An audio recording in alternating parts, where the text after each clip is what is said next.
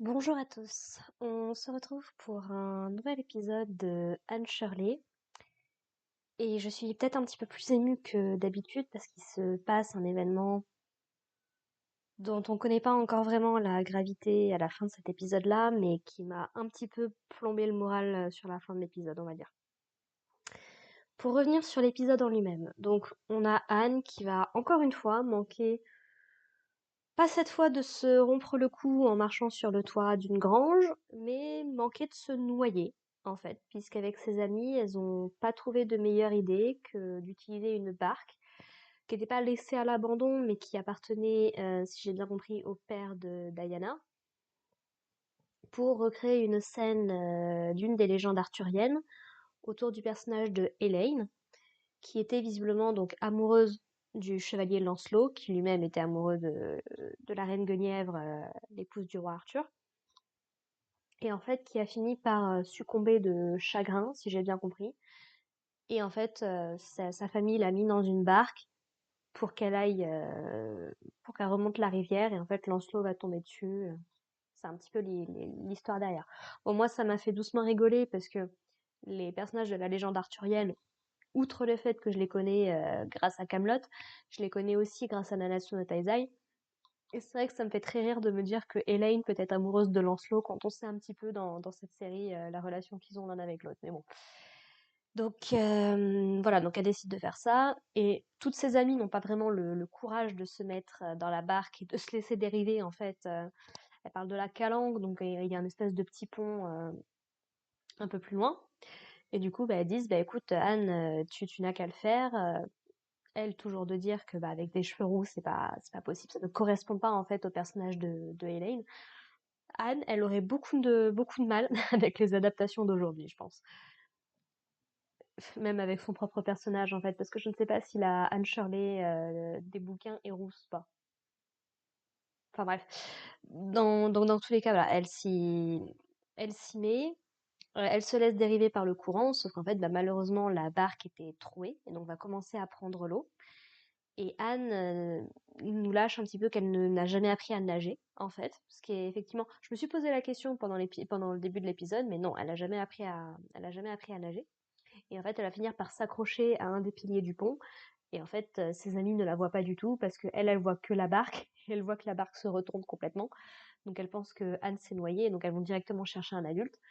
Et Anne n'arrive pas du coup à attirer suffisamment leur attention pour qu'elle vienne l'aider à ce moment-là. Fort heureusement pour elle, avant qu'elle tombe à l'eau, Gilbert va arriver, donc avec sa propre barque à lui. Et visiblement, il avait l'air d'être en train de pêcher parce qu'il a un petit poisson dans un seau. Donc il va aider Anne, il va la ramener sur la berge et en fait l'ambiance est très froide entre eux, principalement du fait de Anne qui ne lui pardonne toujours pas en fait de l'avoir appelé poil de carotte. Là où Gilbert, lui, bah aurait bien aimé se rabibocher avec lui. Il lui propose du coup d'être ami, il s'excuse. Sauf qu'en fait, bah, elle n'arrive pas à faire ce pas-là. Et il dit, bah ok, très bien, je te demanderai plus jamais d'être mon ami.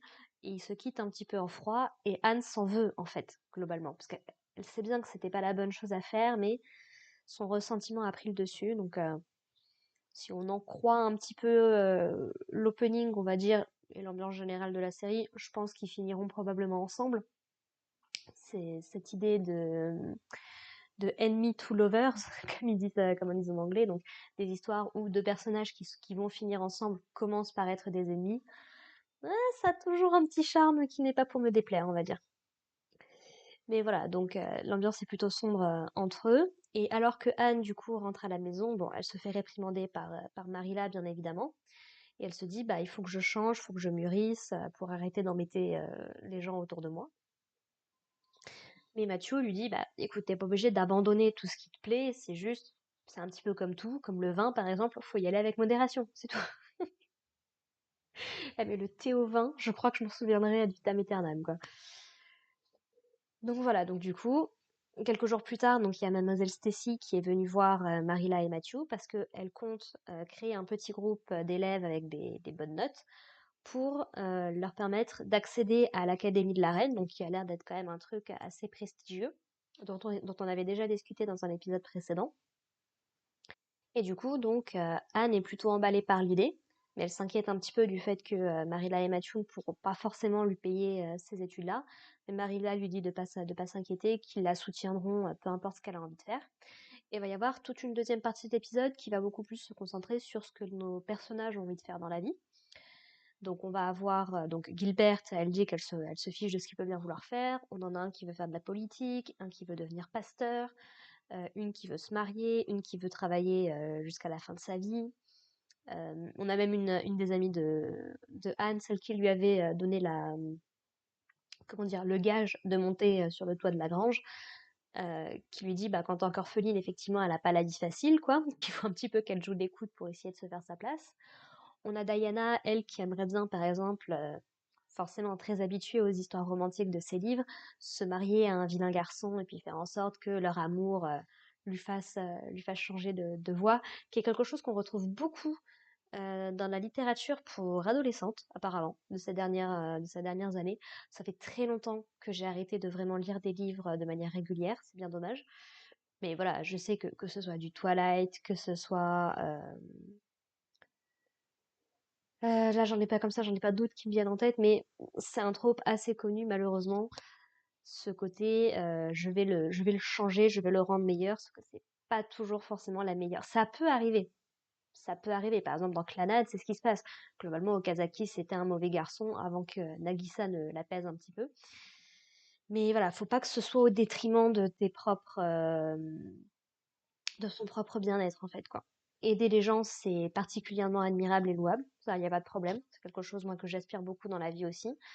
Mais il ne faut pas mettre entre parenthèses son propre bien-être, en fait, juste pour vouloir aider les autres. C'est justement là où se trouve le piège. C'est un petit peu le personnage de Toru Honda, par exemple, dans Foot Basket. C'est, faut pas s'auto-détruire pour ça, hein.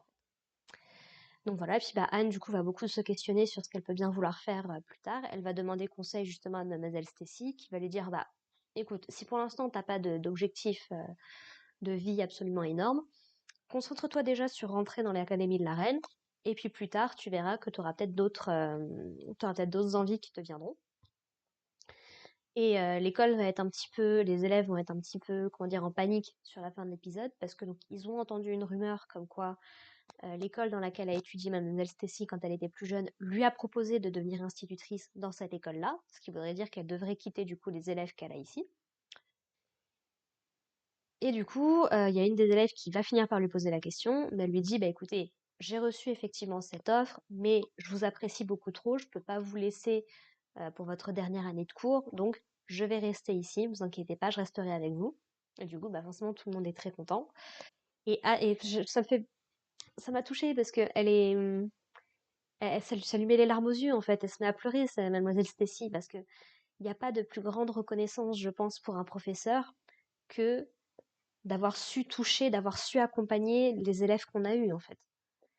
C'est moi j'ai donné un petit peu quelques cours par-ci par-là, rien de très sérieux, mais même de manière générale, savoir que je peux aider les gens, ouais, ça touche, ça te donne l'impression que tu fais quand même quelque chose de bien, quoi. Donc voilà.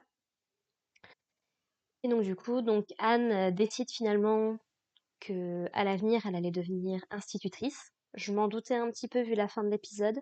Ça m'a fait beaucoup penser à Assassination Classroom aussi.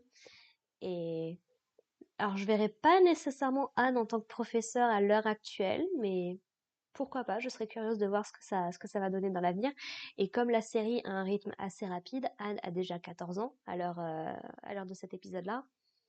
Voilà, j'ai quand même hâte de voir où ça va aller, surtout que la série nous fait comprendre l'opening, nous montre bien qu'on va la voir devenir adulte, ce qui est un petit peu aussi ce qui se passait dans Les Malheurs de Sophie. Donc voilà.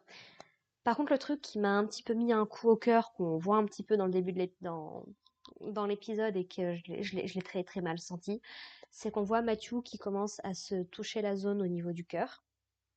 Donc, il y a au moins un an qui s'écoule dans cet épisode-là, globalement, mais voilà, niveau santé, c'est peut-être pas foufou, surtout qu'il a pas un travail facile, travailler au champ et autres.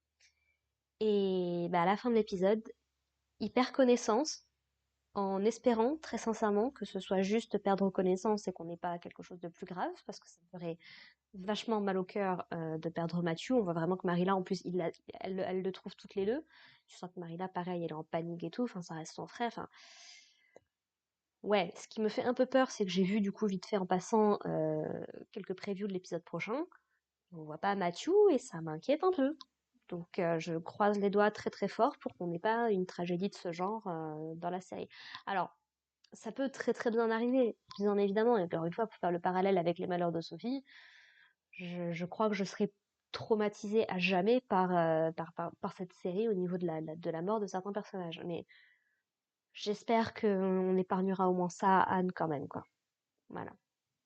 Sur ce, bah écoutez, j'ai rien de plus à dire sur cet épisode. Je vous propose qu'on se retrouve la semaine prochaine pour parler de l'épisode 8. Et puis bah, en attendant, portez-vous bien, prenez soin de vous surtout. Et puis à plus tard. Allez, bye.